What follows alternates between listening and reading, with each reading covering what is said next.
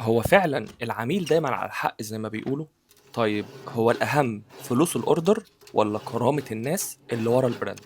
احنا في نقشة شايفين إن أي هدية حلوة مش مجرد حاجة مطبوعة، دي هدايا مميزة معمولة بروح وبتعبر عنك. من فترة جالنا أوردر عادي جدا، الموظف كلم العميل عادي بكل احترام، بس فجأة الأسلوب قلب، كلام فيه تقليل وعدم تقدير. وقفنا وقلنا نكمل الأوردر ونكسب فلوس، ولا نقول لأ ونحافظ على كرامة الموظف حتى لو خسرنا الأوردر. اخترنا الكرامة، لأن اللي بيحافظ على روح البراند هو الناس اللي شغالة فيه، ولو روحهم اتكسرت عمر أي هدايا شخصية أو منتجات مطبوعة ما هتطلع بنفس الحب. احنا يمكن براند صغير، بس مؤمنين ان التفاصيل الصغيرة هي اللي بتفرق.